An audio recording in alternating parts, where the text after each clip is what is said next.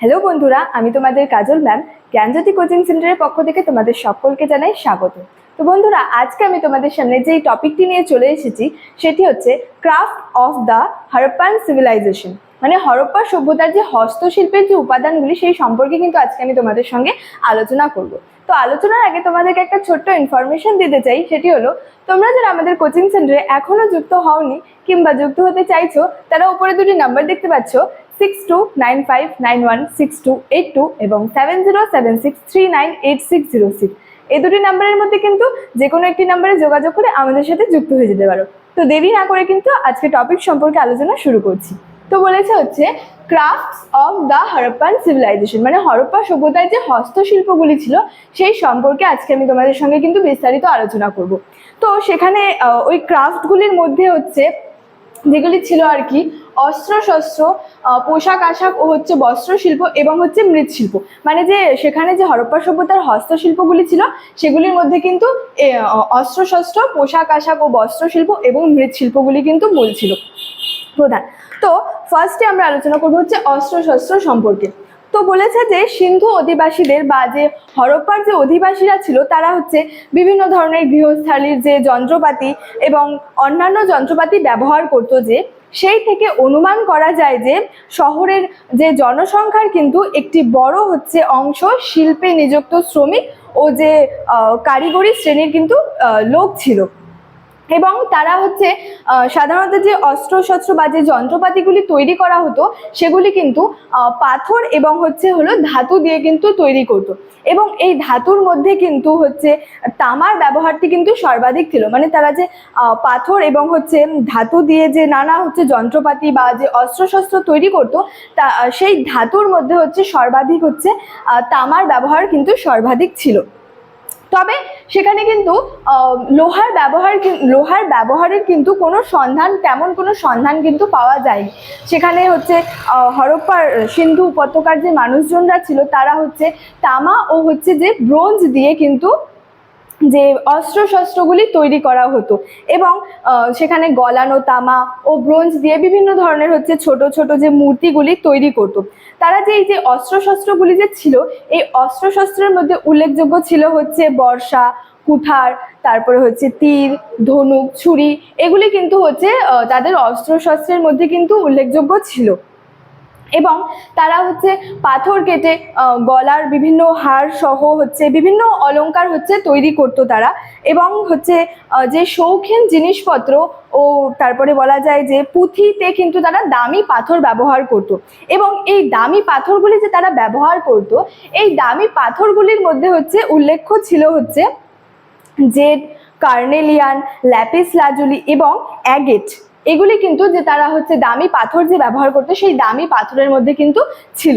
এবং বলা হয়েছে যে সিন্ধুর যে অধিবাসীরা বা হরপ্পার যে অধিবাসীরা ছিল তারা কাঠের চেয়ার, চৌকি, টুল তৈরিও করতো এবং কিন্তু এগুলো ব্যবহারও করতো। এবং বলা যায় যে তারা নৌকা তৈরিতে কিন্তু তারা যথেষ্ট দক্ষ ছিল, এবং তারা যে দামি পাথর হিসেবে কিন্তু সোনা ও রূপার যে অলংকার এগুলি কিন্তু ব্যবহার করত।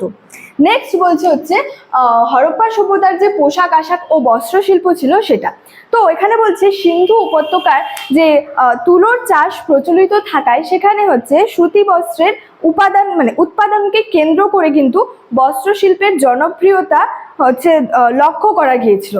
এবং সেখানে যে মহেঞ্জোদারোর বিভিন্ন বাড়ি থেকে সুতি বস্ত্র উৎপাদনে ব্যবহৃত যন্ত্রপাতিগুলি আবিষ্কৃত হয়েছিল।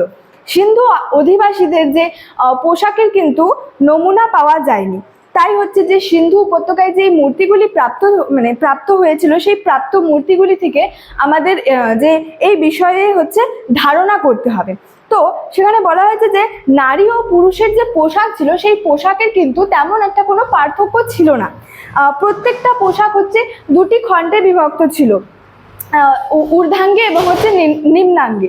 তো বলা হয়েছে দেহের ঊর্ধ্বাঙ্গে ছিল তাদের চাদর, এবং নিম্নাঙ্গে বা নিম্নে ছিল তাদের ধুতির মতো কিন্তু যে কাপড় থাকতো সেগুলি কিন্তু ছিল। তো যে পোশাকের জন্য তারা যে তুলো এবং পশমের ব্যবহার করতো। স্ত্রী ও পুরুষ কিন্তু উভয়ই হচ্ছে যে নানা ধরনের যে অলংকারগুলি সেগুলো কিন্তু ব্যবহার করতে তারা ভালোবাসতো। এবং সোনা বলা যায় যে সাধারণত সোনা এবং হচ্ছে যে রূপা দিয়েই কিন্তু এই অলংকারগুলি যে ছিল এগুলি কিন্তু তৈরি হতো। নেক্সট বলছে হচ্ছে মৃৎশিল্প, মানে হরপ্পা সভ্যতার যে মৃৎশিল্প ছিল সেগুলি বলা হয়েছে। মৃৎশিল্পে হরপ্পাবাসীরা যথেষ্ট হচ্ছে পারদর্শী ছিল। তারা মাটির কলসি, জালা, থালা, বাটি, খেলনা এগুলি হচ্ছে তৈরি করত, এবং যে এগুলি যে তৈরি করতো তারপর সেগুলিকে হচ্ছে আগুনে পুড়িয়ে যথেষ্ট হচ্ছে মজবুত করে নেওয়া হতো। পরে এতে হচ্ছে তারা রঙও ব্যবহার করত।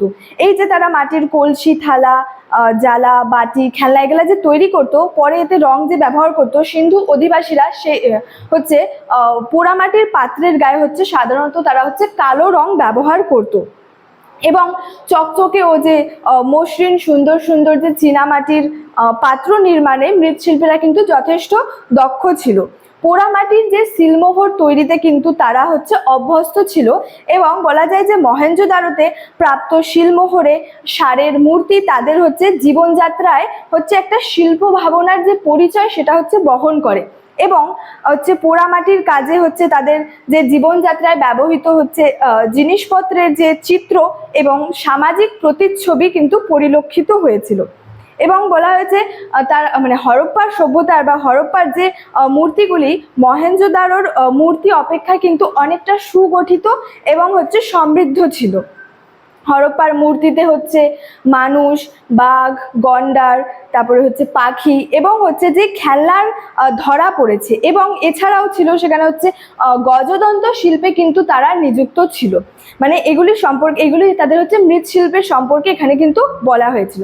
তো স্টুডেন্ট, এই ছিল আমার যে হরপ্পা সভ্যতার যে হস্তশিল্পের যে উপাদান এই সম্পর্কে আজকে আমার এই ক্লাসটি ছিল। ভিডিওটি তোমাদের কেমন লাগলো অবশ্যই আমাকে কমেন্টস করে জানিও, এবং ভিডিওটি ভালো লাগলে বন্ধুদের সঙ্গে কিন্তু শেয়ার করতে ভুলবে না। দেখা হচ্ছে তোমাদের সঙ্গে পরবর্তী ক্লাসে। Thank you so much, thanks for watching.